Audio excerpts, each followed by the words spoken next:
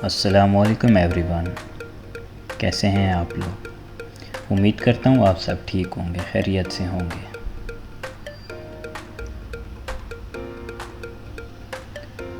कुदरत ने इस ज़मीन को बेशुमार नेमतों से नवाजा है, जिनमें पहाड़, दरिया, सहरा और झीलें सर फहरिस्त हैं। अगर हम झीलों की बात करें तो कुछ झीलें तो कुदरत ने हज़ारों साल पहले तख्लीक कर दी थीं। कुछ मसनूई झीलें भी हैं जिन्हें इंसान ने अपनी ज़रूरियात के बायस पानी की कमी को पूरा करने के लिए बनाया है। लेकिन चंद झीलें ऐसी भी हैं जो हादसाती तौर पर वजूद में हैं, जिनके वजूद में आने के पीछे कुछ दर्दनाक कहानियाँ होती हैं। इस वीडियो में एक ऐसी ही झील दिखाने जा रहा हूँ जो अताबाद झील के नाम से जानी जाती है।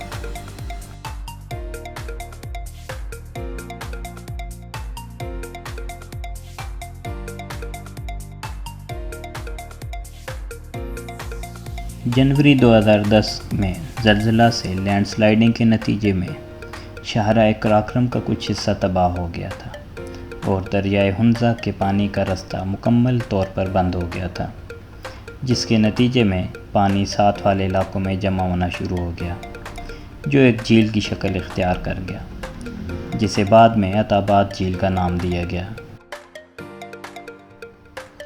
अताबाद झील पाकिस्तान के गिलगित बल्तिस्तान में ज़िला हुंज़ा के गोजाल रीजन में वाक़या है।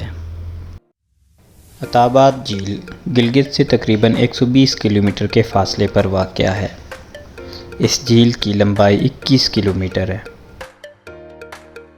इस लैंडस्लाइडिंग के बायस तकरीबन 20 अमवात हुई और सैकड़ों लोगों को इस इलाके से नकल मकानी करना पड़ी। अताबाद झील का शुमार न सिर्फ पाकिस्तान बल्कि एशिया की सबसे बड़ी और ख़ूबसूरत तरीन झीलों में होता है।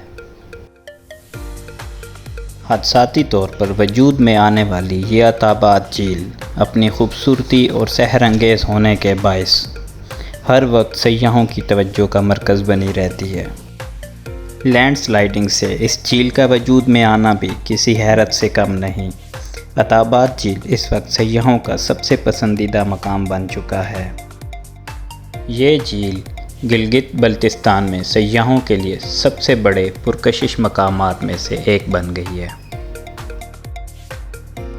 सर्दियों के मौसम में टेम्परेचर माइनस होने की वजह से इस झील का पानी बर्फ़ की तरह जम जाता है।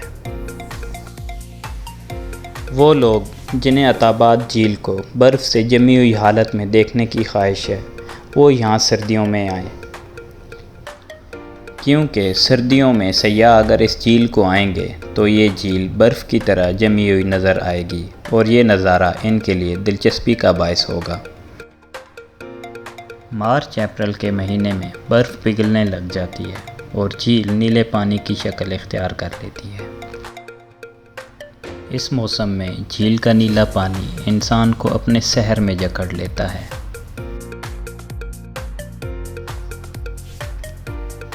मैंने जब इस झील को पहली बार देखा तो कुछ टाइम इस झील से चाह के भी अपनी नज़रें ना हटा सका।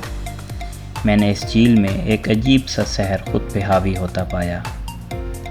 इस झील के नीले पानी और इसके इर्द गिर्द मौजूद बुलंदो बाला पहाड़ों को देखा जाए तो ऐसा लगता है जैसे इंसान इस दुनिया में मौजूद ना हो, बल्कि किसी ख्याली दुनिया में पहुंच चुका हो।